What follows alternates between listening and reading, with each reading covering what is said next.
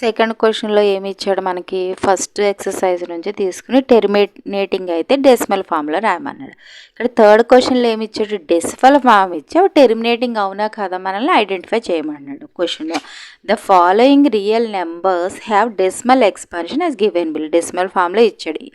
In each case decide whether they rational or not, అది rational అవునా కాదా.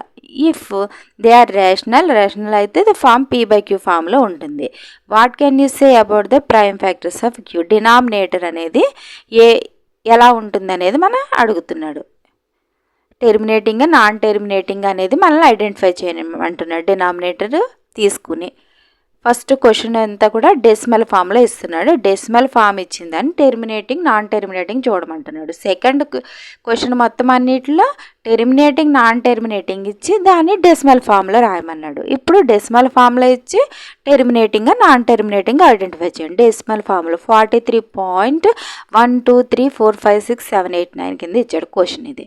అప్పుడు దీన్ని మనం నార్మల్గా పాయింట్ తీసేస్తే కింద జీరోస్ వస్తుంది. అది మీకు అందరికి ముందే డివిజన్ చేసిన వాళ్ళందరికీ తెలుస్తుంది. 43 1 2 3 4 5 6 7 8 9 రాసి కింద 1 2 3 4 5 6 7 8 9 పాయింట్ తర్వాత 9 నెంబర్స్ వచ్చినాయి కాబట్టి 10⁻9 కింద రాసుకుంటాం. ఈ 10⁻9ని ఎట్లా రాసుకున్నాడు, 10ని 2 × 5లా రాసుకున్నాడు. 10ని ఎట్లా రాసుకున్నాడు, 2 × 5 హోల్ పవర్ 9 కింద రాసుకున్నాడు.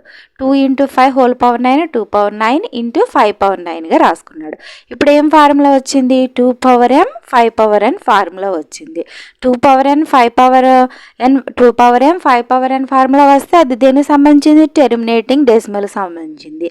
సో ఇది ఇక్కడ డినామినేటర్ అనేది టెర్మినేటింగ్ డెసిమల్ ఫామ్లో ఉందని అర్థమవుతుంది.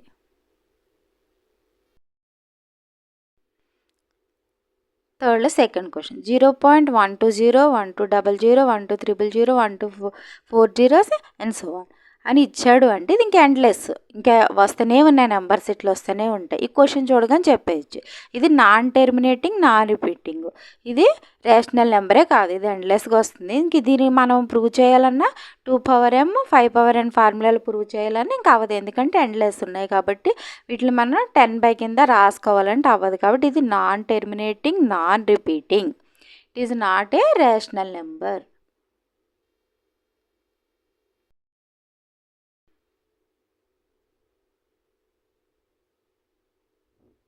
థర్డ్ క్వశ్చన్ 43.12345678 బార్ అని ఇచ్చాడంటే మళ్ళీ రిపీట్ అవుతుంది. 123456789 మళ్ళీ అగైన్ 123456789 మళ్ళీ రిపీట్ అవుతున్నాయి. కాబట్టి ఇలా రిపీట్ అయితే నాన్ టెర్మినేటింగ్ అవుతుంది, రిపీటింగ్ అవుతా ఉంటుంది అన్నట్టు. నాన్ టెర్మినేటింగ్ అయ్యి లైక్ ఎండ్లెస్గా ఉన్నాయి అంటేనే నాన్ టెర్మినేటింగ్, అక్కడ ఎండ్ అవుతున్నాయి అంటే టెర్మినేటింగ్. ఇప్పుడు దీన్ని 2m × 5n ఫార్ములాలో రాయలేం కాబట్టి ఇది నాట్ రియల్ నెంబర్.